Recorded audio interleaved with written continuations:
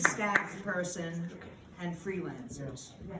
So it is a very effective, if exhausting, way to run a successful small press if success does not include monetary rewards.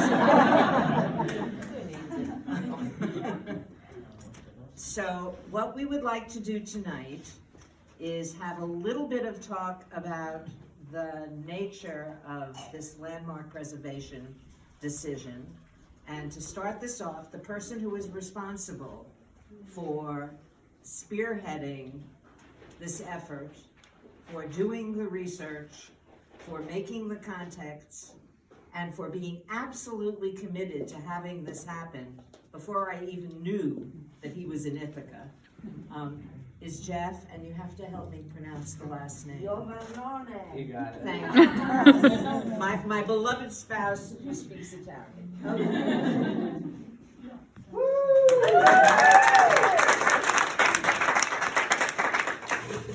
I'll try to be brief because I know you want to hear from Nancy again. But for those of you that don't know me, I'm Dr. Jeff Iovannone. I'm a historian from Buffalo, New York, a master's student in historic preservation at Cornell, and the author of the individual local landmark nomination for what is now known as the Andrus-Home Dairy Firebrand books.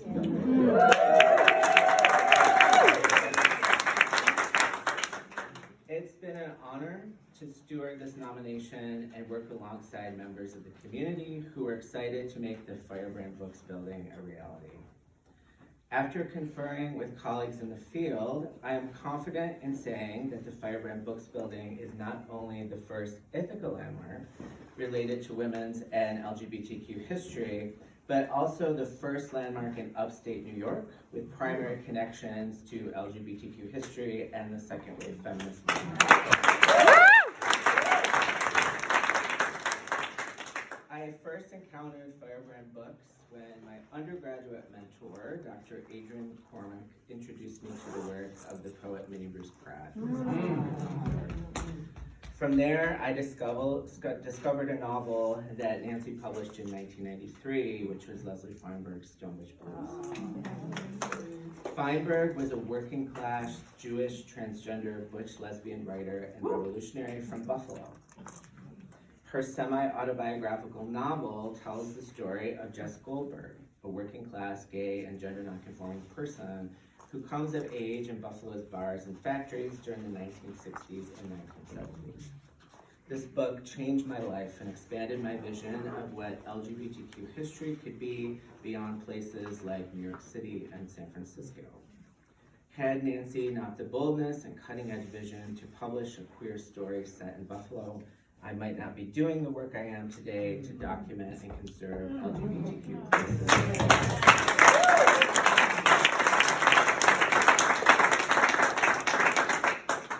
In working on the nomination, I was also standing on the shoulders of LGBTQ trailblazers. First, this nomination would not have been possible without Brenda Marston, the curator of Cornell's Sexuality Collection, who early on recognized Firebrand's historical significance and acquired the press's records for researchers like myself. She said 53 cartons she picked up, package boxes, and she's not here tonight because it's her son's birthday. Second, Luca Mar's award-winning Ithaca LGBTQ History Walking Tour, which he created with students from Ithaca College, quite literally led the way through its documentation of LGBTQ spaces and places in Ithaca.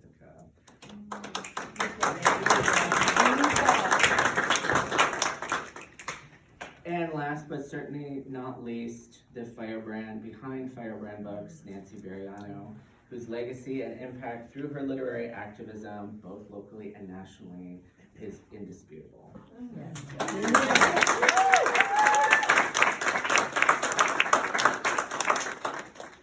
I also want to thank Stephen Veeder, my professor and mentor, for giving me the opportunity to work on this project for his public humanities seminar.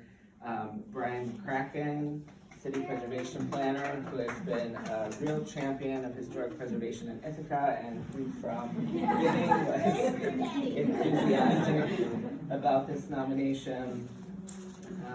Also, Susan Holland and Christine O'Malley from Historic Ithaca, and everyone who authored a letter of support.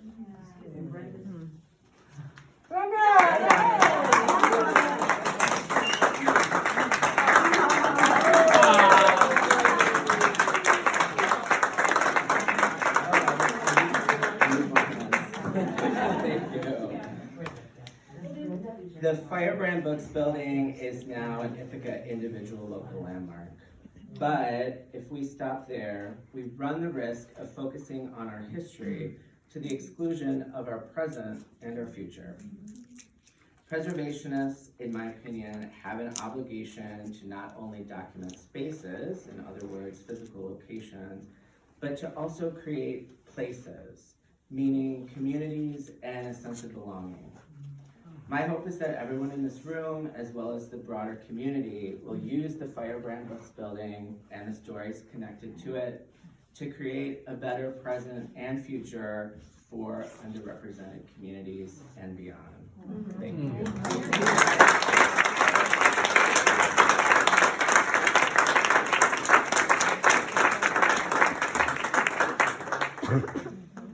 Okay, so I'm gonna try to make this brief, which is not easy for me. I used to say that I'd much rather talk than write, which is one of the reasons why I was a really good editor at Firebrand. Except that now that I'm working on a manuscript, I don't know that that's 100% true anymore. However, I will try to make this brief. So this girl from the Grand Concourse in the Bronx, a nice Jewish girl from a middle class Jewish home without anything outstanding about the family. Went to Queens College, went to music and art. Didn't do anything that I learned there, except I liked art, I liked music, I played an instrument.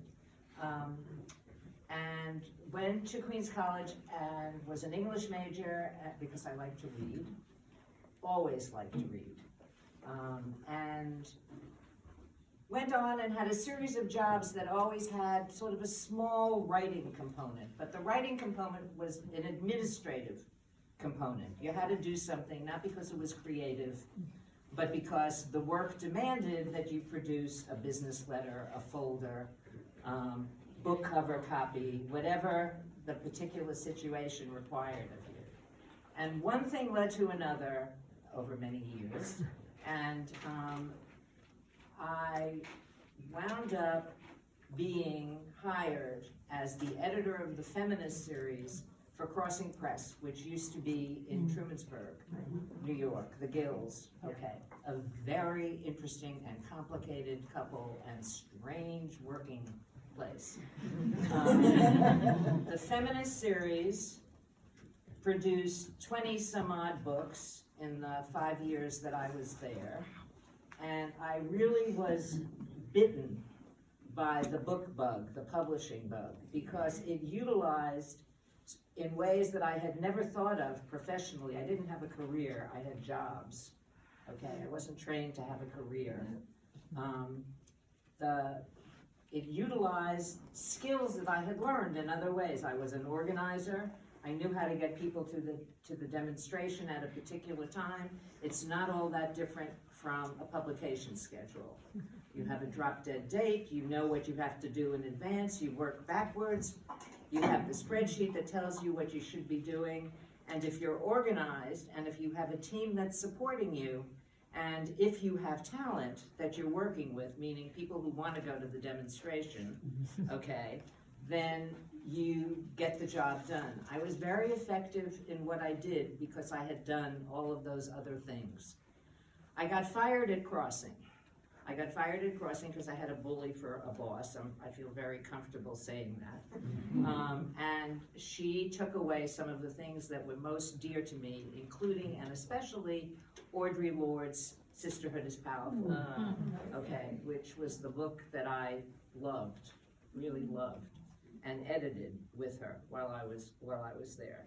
So, At the time, I was partners with Janice Kelly, which is very hard for people to understand if they follow Janice's current activities. Because we would be hard pressed to have a conversation in the same room and be civil with one another about the world, forget about our personal lives.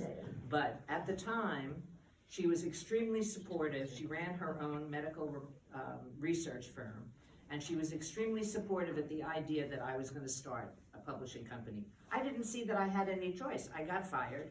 I loved the books. I had never thought about running a company, owning a company. I liked editing the books, and I was very glad that someone else could deal with the business end.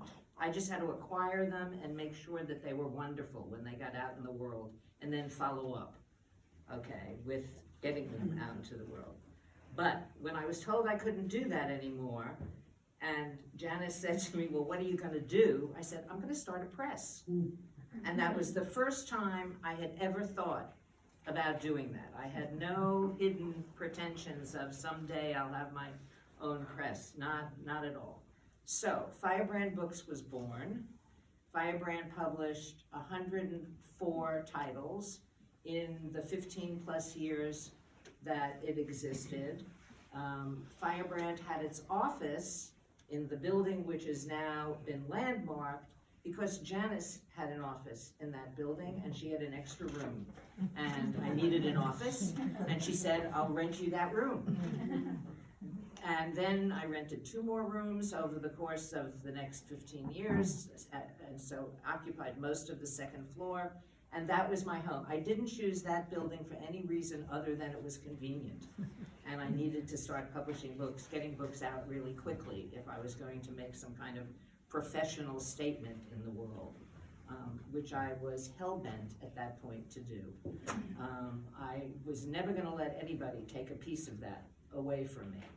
And held on very tightly for many years, sometimes to my detriment in terms of health, in terms of free time, in terms of a lot of people in Ithaca having no idea what I did for hours and hours and hours upstairs on the 2nd floor of that office. People just knew that I was working hard, but those close to me had really very little idea of what the working hard really produced or entailed.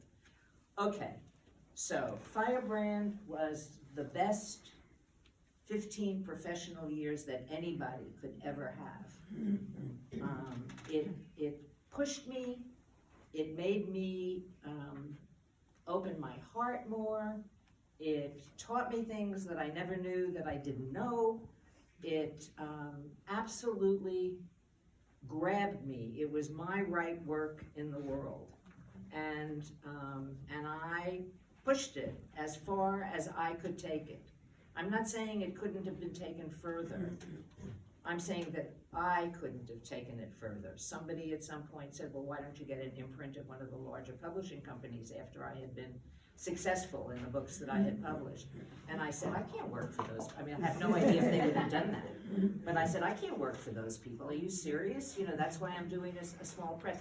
And I probably, whether I could have or could not have worked for those people politically, it was very clear to me that I didn't know if I had it in me to be in that corporate world. That was just not who I was. I was a girl from the Bronx who got pushed beyond being the PTA president in Scarsdale, which is where I was destined, sort of headed to be until my life intervened, okay? And I was not cut out for corporate life, for dealing with the realities of the political realities and the personal realities of corporate life. So basically, and this is all that I'm going to say about it, because things happened in my life that I had no control over, which is true for many of us. Very bad things happened in my life that I had no control over. Things that totally changed my relationship to how I saw the world and how I experienced the world. It enabled me, those things enabled me to be more than just receptive to the stories of people who were women who were quite different from me, who came from different places, who had different stories, whose lives had been beaten up in a number of ways that were not the way that my life had been beaten up, okay? And I was able to respond in meaningful ways to the stories and the ideas and the materials that they produced, and I had the skill to do a really good job. I feel very blessed. I feel very, very blessed in that. I met some incredible women. Some of them are still in my life in a major way. Jewel Gomez married Elizabeth and myself a few years ago. She's a really, really close friend, even though she's out there in the California part of the world. And Firebrand was wonderful. And the fact that you all are celebrating what happened with the designation, the historic designation, and that Jeff was interested enough and moved enough by his own experiences to push for this. And let me tell you, it was a lot of work. First of all, you have to deal with the bureaucracy. And after, and they move at a pace. Okay, except for Brian. It's very good to have a friend in City Hall. And Laura Lewis, who was here until very recently. Laura Lewis turns out to be my neighbor and loves our dog. So I don't know that she's ever read any Firebrand books, but she certainly is a fan of the family.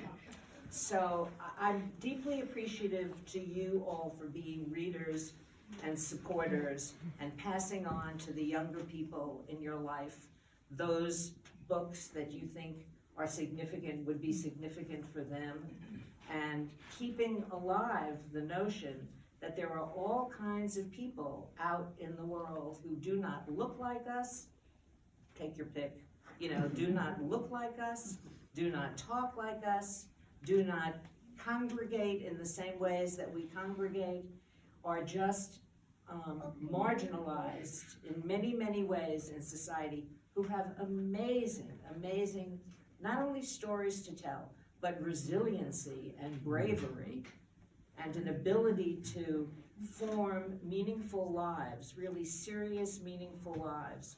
And that if one can help publish books that enables them to do that, that gives them the meat to do that, well, that's a life well spent, and I really am very grateful.